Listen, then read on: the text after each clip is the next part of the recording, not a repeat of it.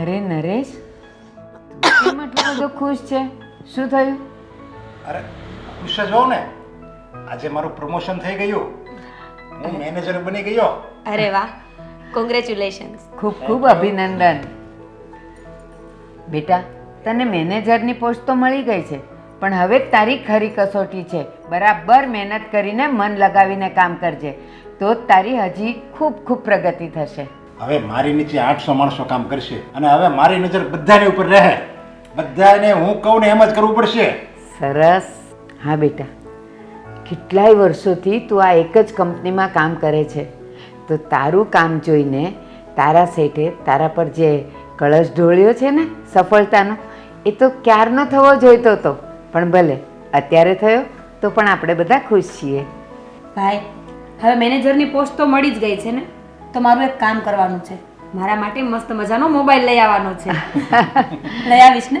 અભી તો ગામ બસાની વાર લોટરી આ ગઈ ऐसा. હા. શું આવું બોલે છે? જો તો મમ્મી કેવી ચીડવે છે મને. અલી, તને ચીડવતા નથી, તને ચોક્કસ લઈ જ આપશે. નરેશ, ઘરમાં જુવાન દીકરી છે, લગ્નની ઉંમર થઈ ગઈ છે, તો હવે કંઈક સારું ઠેકાણું તો શોધ, તો એને આપણે ઘરે બારે કરીએ. અરે હા મમ્મી, મારી લાડકી બેન માટે તો હું સારામાં સારું ઠેકાણે ગોતીશ. અરે આપણી કરતાં પણ પૈસાવાળા હોય અને સુખમાં સાહેબીમાં આવડત છે મારી બેન. હા બેટા, મને ખબર જ છે કે તું તારી બેન માટે એવું જ ઠેકાણું શોધીશ જ્યાંથી તારી બેનને ક્યારેય આંસુ નહીં પાડવું પડે. અરે મારી બેનના લગ્ન તું એવી જગ્યાએ કરાવીશ ને ત્યાં ગાડી બંગલા બધું જ હોય. પાણી માગે તો દૂધ હાજર થાય એવા સારા ઠેકાણે લગ્ન કરાવીશ ને. બસ બસ, હવે છે ને આટલા મોટા સપના ન જો. કોને ખબર કે નસીબમાં શું લખ્યું હોય. અને જેવું વિચારવી ને એવું નસીબ બને. સારું જ વિચારવી ને એટલે સારું નસીબ બને. અને હા બેટા, એમાં ખોટું પણ શું છે? ભાઈ તારા માટે સારામાં સારું ઘર શોધશે અને તું ત્યાં ખુશ અને સુખી રહીશ, તો એ તારી ખુશી અને સુખી જોઈને તો અમે આનંદમાં રહીશું. હા બાબા, તમે કહો એમ. હવે તમારા બંનેની વાતો પૂરી થઈ ગઈ હોય ને, તો ઘડિયાળમાં જોવો, મારો કોલેજનો ટાઈમ થઈ ગયો છે. હું નીકળું? હા જા જા. જય શ્રી કૃષ્ણ. જય શ્રી કૃષ્ણ બેટા.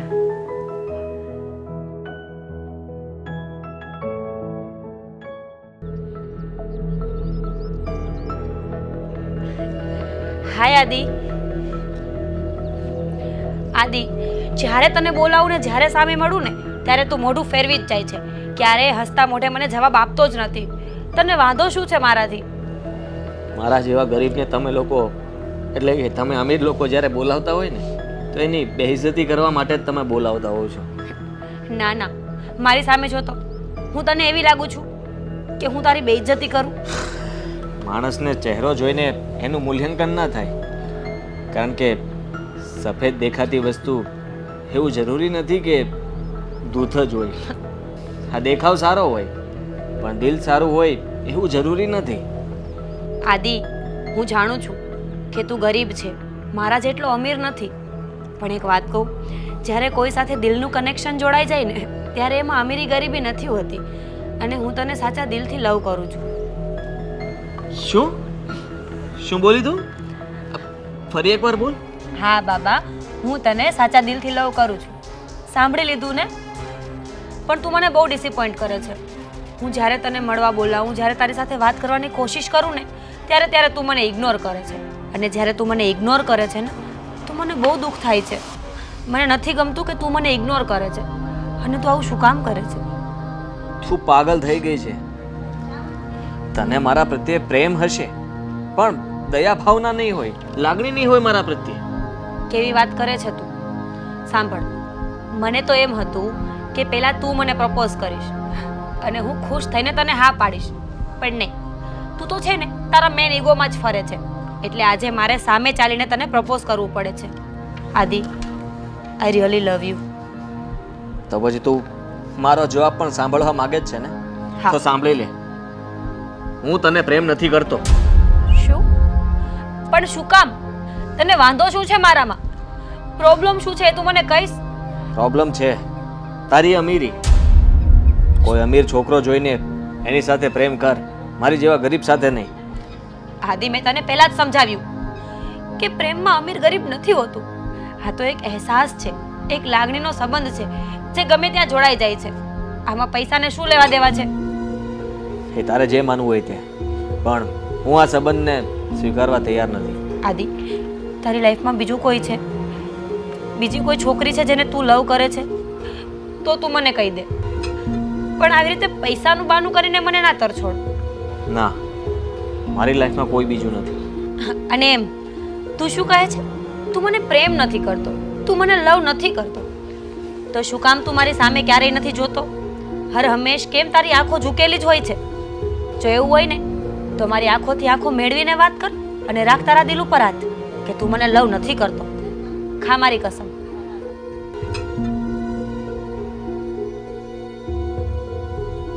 જો ને,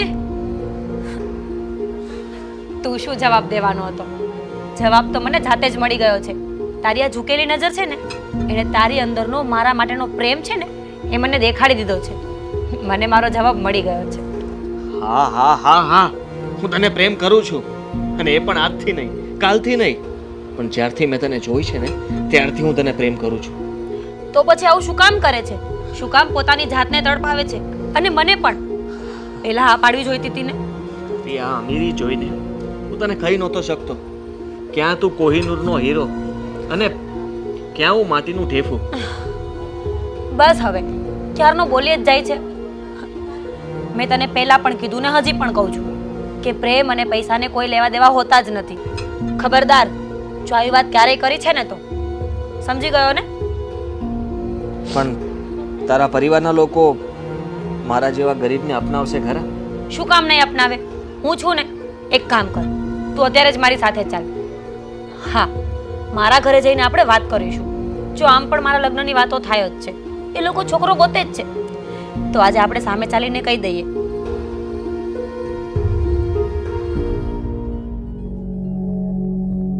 નરેશ, આ મીરા કાં હજી નથી આવી? ભાઈ આવી જશે, તમે હું કેમ ચિંતા કરો છો? અને એ કે નાની ગગલી છે. એ ઈ નાની ગગલી નથી ને એટલે જ ચિંતા થાય. જુવાન છે ને ચડતું લોહી છે. અને આ જો અત્યારે કેટલા વાગ્યા હજી સુધી આવી નહીં. એ આવી જાય, તમે હું કેમ ખોટી ઉપાધિ કરો છો? ને એ કાલ સવારે હારે જાય ત્યારે હું તમે ભેગા જાઓ. એ પછી તો આપણે શાંતિ, પછી હારેથી એને જેમ કરવો એમ કરે. જ્યાં સુધી આપણા ઘરે છે ને ત્યાં સુધી આપણે ચિંતા કરવી પડે. હા આવી ગયા જો. મીરા, કોણ છે આ ભાઈ? મમ્મી, એ આદિત્ય છે અને અમે એકબીજાને પ્રેમ કરીએ છીએ. શું વાત કરે છે તું? તને કઈ શરમ નથી આવતી? જુવાન છોકરી થઈને માની સામે બિંદાસ એમ કહે છે કે અમે બંને એકબીજાને પ્રેમ કરીએ છીએ. જરાય લાગતી નથી તું. અને તું આયા કેમ ઊભો છો? ઘરની બહાર નીકળ હાલ. અને તું હું આવી રીતે જન તેને ઘરમાં લાવી છો? તને શરમ ન આવી કહેતા? ભાઈ, તમે આદિની ઇન્સલ્ટ ન કરો. પહેલા પૂરી વાત તો સાંભળો. અને મીરા, તે હું જોઈને એને પ્રેમ કર્યો છે? નથી કોઈ ઠેકાણા વગરના કપડાં પહેર્યા એને, અને નથી કોઈ પર્સનાલિટી. ભાઈ, એમાં કપડાને શું મહત્વ આપવાની જરૂર છે? પ્રેમમાં અમીરી ગરીબ નથી જોવાનું હતું. માણસનું દિલ સાફ હોવું જોઈએ, મન સાફ હોવું જોઈએ. અને મને ખબર છે આદિત્યનું દિલ ચોખ્ખું છે. એ ભલે ગરીબ છે પણ મને ક્યારેય દુખી નહીં કરે. હા, હું ગરીબ છું, પણ મીરાને ક્યારેય દુઃખી નહીં કરું. અરે આ હું એને હંમેશા ખુશ રાખીશ. અરે આ બધું બોલવામાં સારું લાગે, જ્યારે તમે જિંદગી જીવો ને ત્યારે ખબર પડે. પૈસા વગર ક્યાંય નથી થતું. અને આ હું તને ખુશ રાખવાનો? એના પોતાના ઠેકાણા નથી, પોતાને ખુશ નથી રાખી શકતો, એ હું તને રાખવાનો છે. અને આ એ વિષ્ણુ, તે નામ શું બતાવ્યું? આદિત્ય. વોટ એવર, એ જે નામ હોય એ. આવી રીતે સારી સારી વાતોથી પેટ ન ભરાય અને ગ્રહસ્થી પણ ન ચાલે. એની માટે જો પૈસા જોઈએ, પૈસા. ખિસ્સામાં ફૂટી કોડી ન હોય અને હાલી નીકળ્યા પ્રેમ કરવા. અરે હું તો કહું છું કે આ મારી દીકરીને પૈસા માટે ફસાવતો હશે, અને એક વખત આની પાસેથી પૈસા પડાવીને ભાગી ન જાય ને તો મને કહેજો. અને આવા લોકોના આ જ કામ હોય. સારી અમીર છોકરીને પટાવે અને એની પાસેથી પૈસા મેળવે, અને જ્યાં સુધી જ્યાં સુધી આંબામાં કેરી હોય ને ત્યાં લગી આંબા નીચે બેસે, પછી એને છોડીને વહી જાય. એવી રીતે હોય આવવાના કામ. સમજતી કેમ નથી તું? ના આંટી, મારે પૈસા નથી જોતા, ફક્ત તમારી દીકરી જોઈએ છે. લગ્ન કરાવી દો, હું તમારી પાસે 1 રૂપિયો પણ નહીં માંગુ. અરે વાહ, તું વળી એને કયા મહેલમાં લઈ જવાનો છે? અને આમ જો, મારી બેનના જે એટલા બધા ખરાબ દિવસો નથી એવા કે ઝૂંપડપટ્ટીમાં જઈને રહે. તારી ઓકાત શું છે એને લઈ જવાની? અરે ઝૂંપડામાં રહીને શાંતિથી ઊંઘ તો થાય છે, આ બંગલામાં રહીને એ લોકો શાંતિથી સૂઈ પણ નથી શકતા.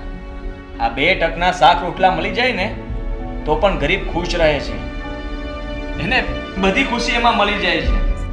અને તમારી જેવા અમીર લોકોને 56 ભોગ ધરવામાં આવે ને તો પણ નખરા કરીને થાળીને ફેંકી દે છે. બસ તું શું આની ચીકણી ચૂપડી વાતોમાં ફસાયા કરે છે? અને તો ઊભો પણ ન રખાય, માર ધક્કા મારીને એને બહાર કાઢ. મમ્મી, કેવું વર્તન કરો છો તમે લોકો એની સાથે? એ માણસ છે, જોવો તો ખરા. અમે જેની સાથે જે વર્તન કરીએ ને તારા સારા માટે જ કરીએ છીએ, તારી ભલાઈ માટે કરીએ છીએ. તને તો કાંઈ ખબર નથી પડતી, અમને તો ખબર પડે છે ને. અને તું હું એવું બહુ બોસો જોશો, અને આજ પછી મારી બેન સામે તારો પડછાયો પણ નહીં આવવા દેતો. ના, મારે કાંઈ વાત નથી સાંભળવી. કરી એક થપ્પડ મારીને કાઢી મૂકીશ ઘરની બહાર. હું શું કહું છું? નીકળ ઘરની બહાર, મારે નથી સાંભળવું તારું. આ શું કરો છો તમે લોકો? માણસ સાથે કોઈ આવું વર્તન કરે? ગરીબ ગરીબ ગરીબ ગરીબીને જાણે શ્રાપ થઈ ગયો છે. મીરા, તું આજે રડી લઈશ ને જેટલું રડવું હોય એટલું એ ચાલશે, પણ તને આખી જિંદગી તો અમે રડવા માટે એની સાથે નહીં જ મોકલીએ. શું કેવું છે? 2-4 દિવસ થાય ને તો તું એને ભૂલી જઈશ, અને પછી અમે જ તને સારા લાગશું. ભૂલી જઈશ ને તો ભૂલી જઈશ, નહીં તો છે ઝેર પીવાનો રસ્તો. ઝેર પીને મારો જીવ દઈ દઈશ. જો તો કેવી ધમકી આપે છે. આ જ છે આજકાલના છોકરાઓને છૂટ આપવાનું પરિણામ.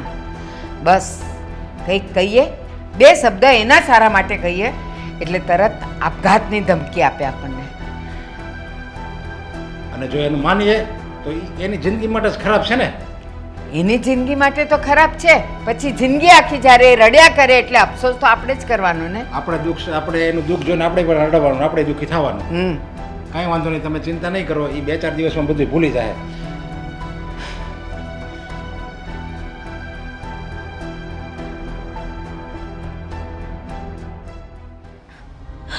આદિ, I missed you so much.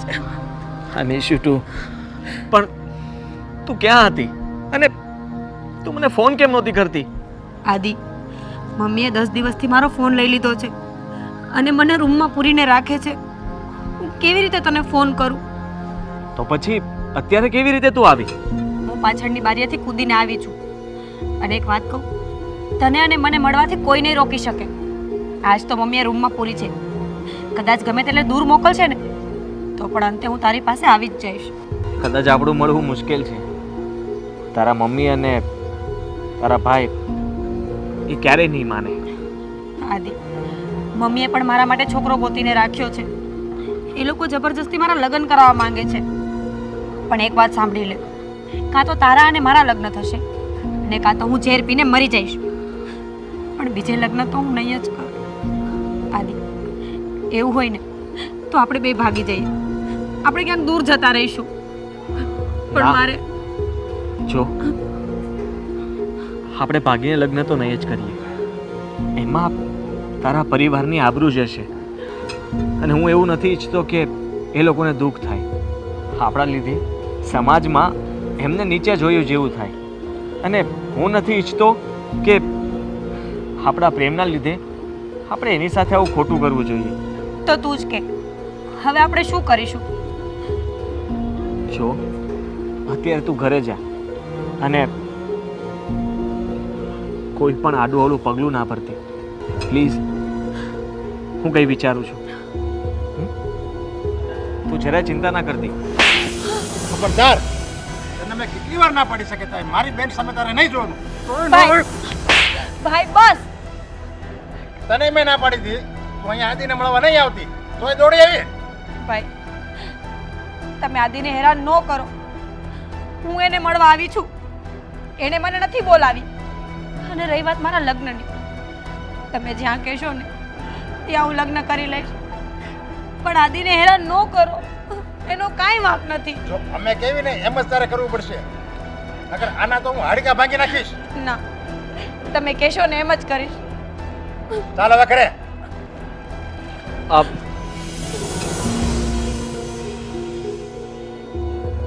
સમજાતું નથી કે હવે શું થશે. આ લોકો મીરાને મારશે તો નહીં ને?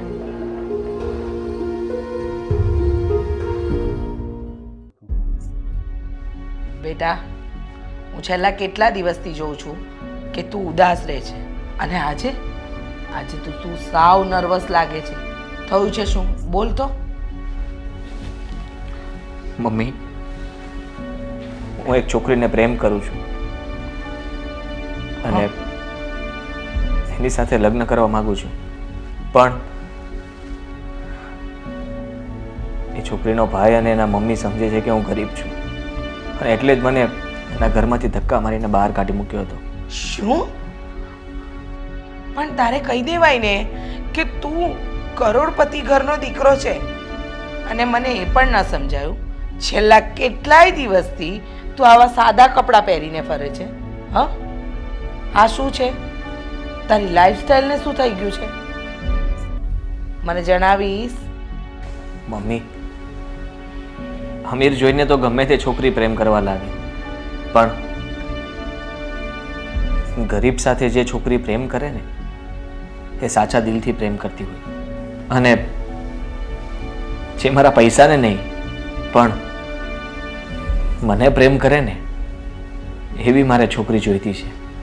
શું એ છોકરી પણ તને પ્રેમ કરે છે? તું ગરીબ છે, તારી પાસે કંઈ નથી, એ જાણ્યા પછી પણ તને પ્રેમ કરે છે? હા, એ સાચે મને પ્રેમ કરે છે, અને એ પોતાની સુખ સાહેબી છોડીને મારી સાથે રહેવા તૈયાર છે, અને એ પણ ભાગીને. શું? એને ખબર છે કે હું ગરીબ છું, છતાં પણ મારી સાથે રહેવા માટે એ ભાગવા પણ તૈયાર છે. હવે આનાથી સારી છોકરી મને કોઈ જગ્યાએ મળે? બેટા, તું ચિંતા ના કરીશ, ઉદાસ ના થઈશ. મમ્મી પ્લીઝ, તો પછી તમે કંઈક કરો ને. મારે એ છોકરી સાથે જ લગ્ન કરવા છે. તમે કંઈ પણ કરીને મારા લગ્ન એની સાથે કરાવી આપો. હા બેટા, પણ જણાવીશ એનું નામ શું છે? મીરા. મીરા. તું ચિંતા કર્યા વગર શાંતિથી સૂઈ જા. હું કાલે જ એના ઘરે જઈને વાત કરું છું. હા?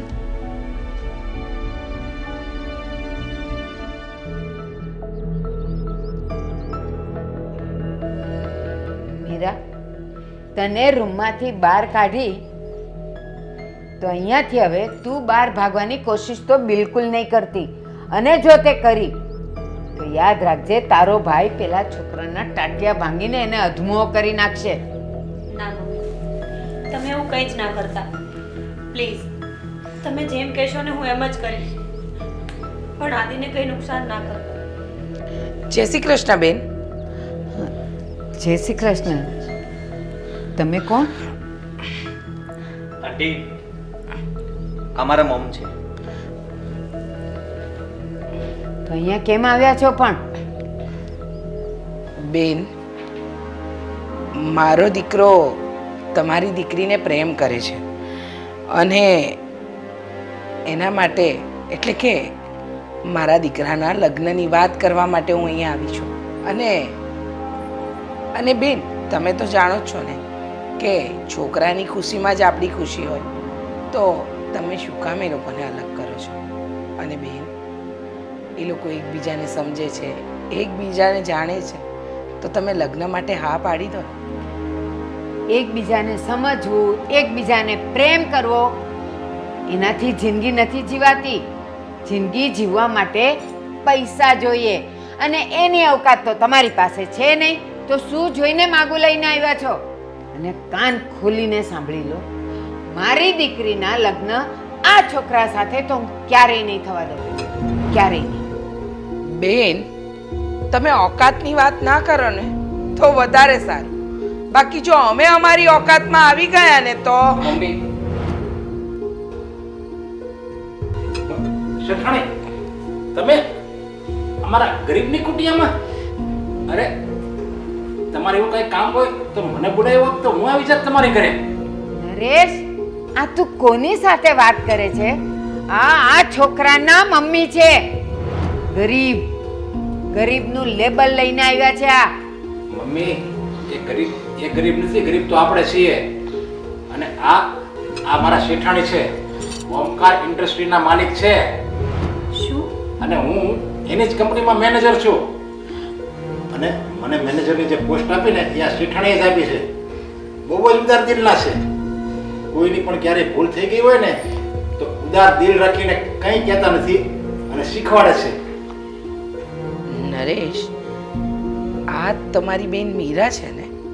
હા, આ મારી બેન છે. પણ શેઠાણી, તમે અહીંયા મારી ઘરે?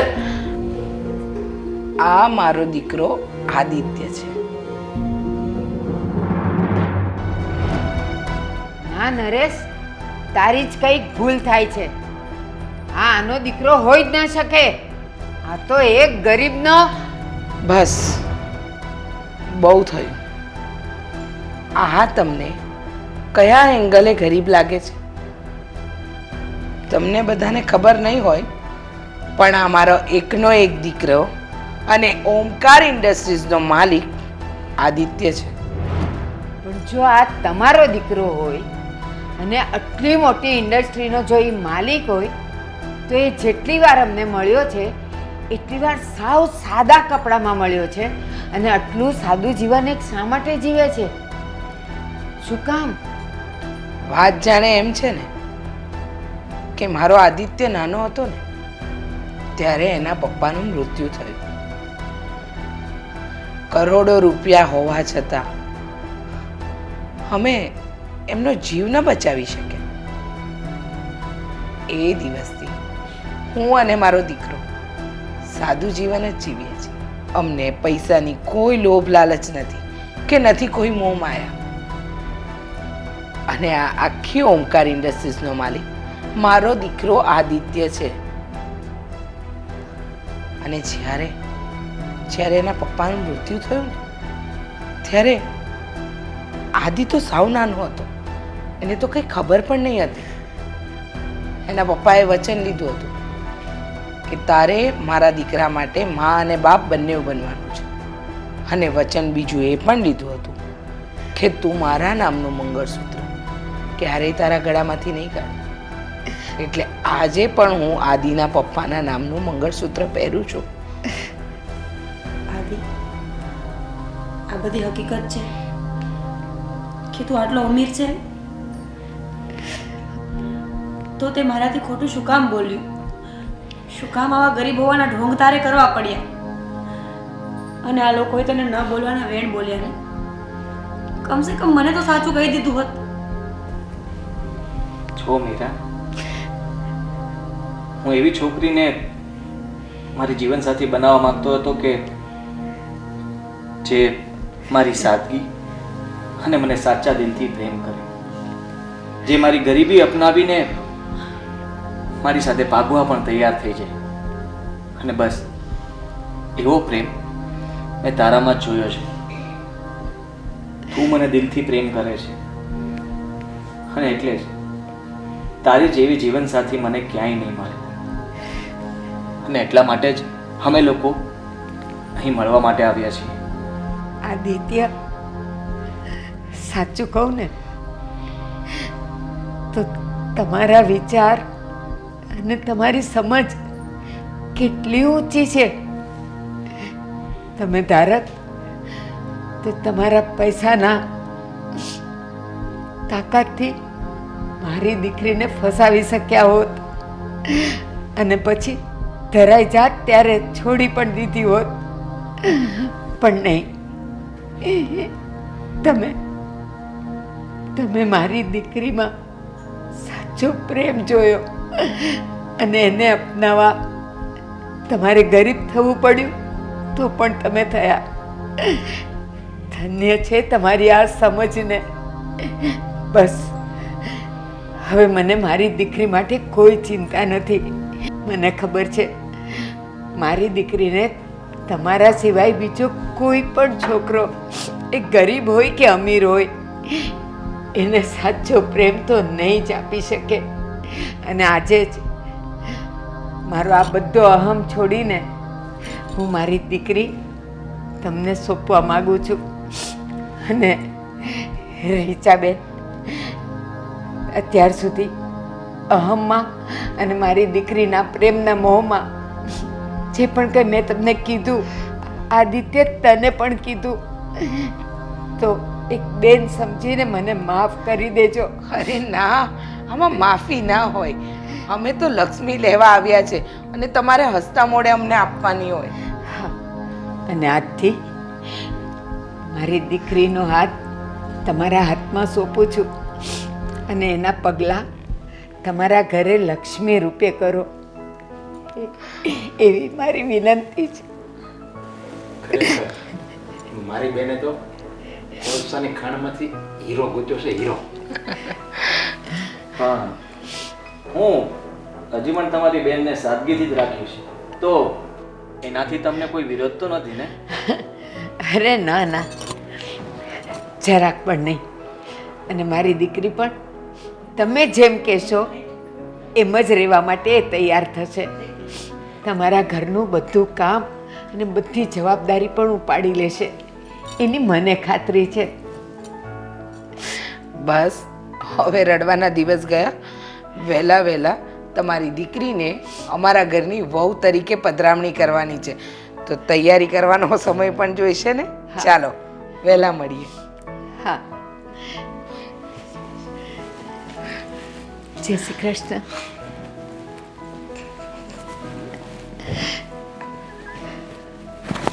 મીરા, કદાચ તારા માટે અમે કોઈ છોકરો શોધવા જાત ને તો પણ આનાથી સારો તો અમે ન જ શોધી શકત.